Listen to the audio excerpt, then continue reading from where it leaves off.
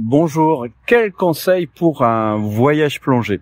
Donc je vais vous donner mes petits trucs et astuces pour bien réaliser son voyage plongé. C'est vrai qu'on arrive à la période, par exemple de l'hiver, où il peut être sympa de s'exiler pour aller plonger un peu plus au chaud, même si en France on peut plonger toute l'année. Par exemple ici à Marseille, là où est l'école de plongée Aquadomia, on peut plonger toute l'année, sous réserve bien sûr d'avoir le bon équipement, si possible une combinaison étanche.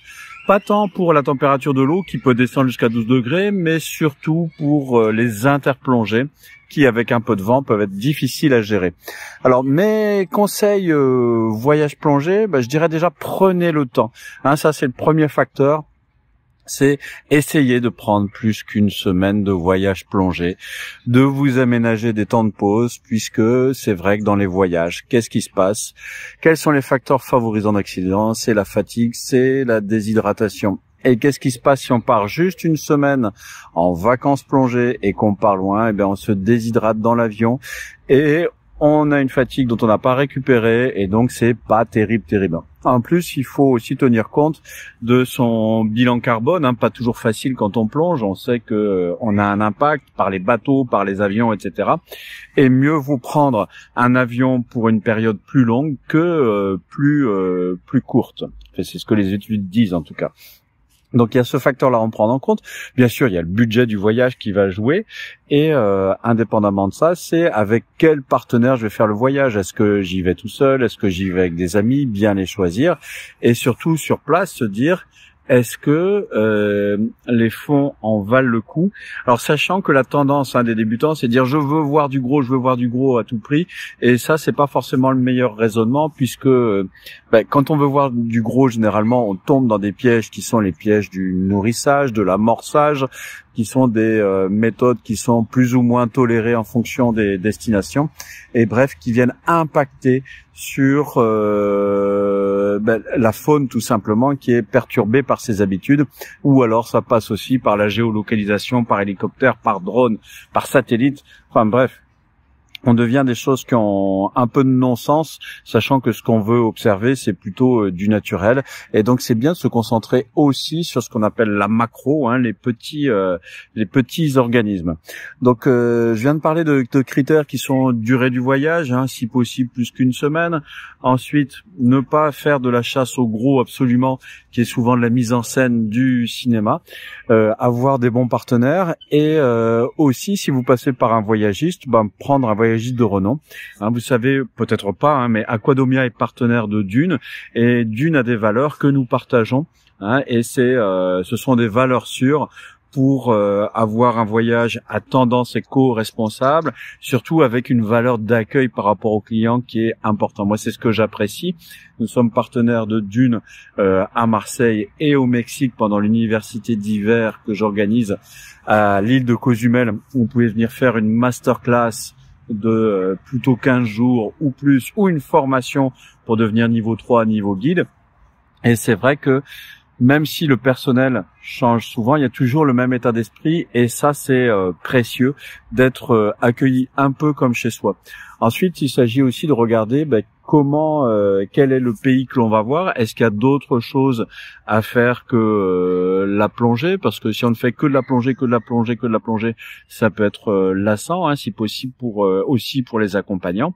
Moi, je sais que j'adore aller notamment en mer Rouge pour la qualité des fonds.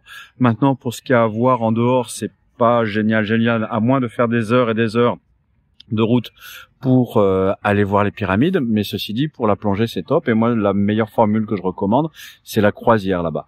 Moi, ce que j'apprécie beaucoup dans l'université d'hiver que j'organise à Cozumel, c'est toute la vie autour. On part la journée en bateau avec une collation à bord interplongée, donc on part la journée pour faire 2 plongées d'une bonne heure, et qui sont un véritable bonheur sur la 2e grande barrière de corail au monde.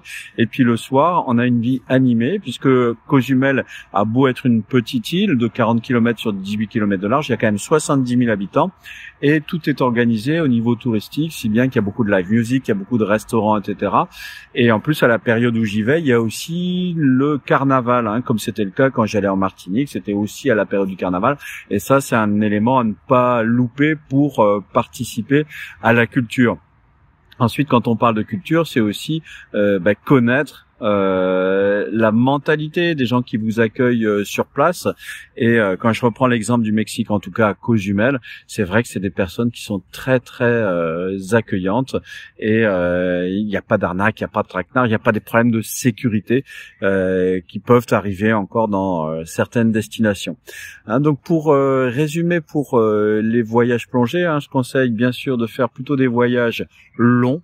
Pas une semaine en tout cas, mais plus long que ça, d'y partir avec les bons partenaires, mais ça vous savez bien vous entourer, ou en trouver sur place, et si possible en choisissant des valeurs sûres. Je vous ai évoqué par exemple Dune, mais il y en a d'autres, mais c'est vrai que Dune, c'est une bonne mentalité pour choisir son voyage, et puis ensuite voir aussi, pourquoi pas, cumuler une formation durant votre voyage. C'est ce que je propose avec l'université d'hiver, où vous pouvez tout à fait passer niveau 2, niveau 3 guide, en venant passer 2, 4 ou 6 semaines en fonction de votre niveau d'arrivée.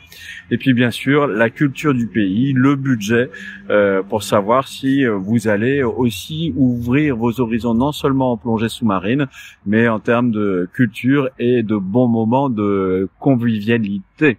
Je vais vous mettre le lien en dessous de cette vidéo sur l'université d'hiver Aquadomia à Cozumel, qui a lieu en février 2024, sur lequel vous pouvez venir sur la deuxième grande barrière de corail au monde pour plonger avec moi, soit dans le cadre d'un masterclass, soit de formation écologie, soit de formation pour un niveau de plongée ou un niveau de guide. Et puis bien sûr, ce qui m'intéresse, c'est d'avoir vos critères de choix pour un voyage plongé, vos destinations préférées. C'est toujours intéressant à connaître. Si vous avez aimé cette vidéo, un petit pouce. Si vous ne l'avez pas aimé, je vous la rembourse. Et puis si vous avez des questions sur la formation plongée, n'hésitez pas à laisser en commentaire. Et je vous dis à très bientôt, et je vous souhaite surtout de très très beaux voyages plongés.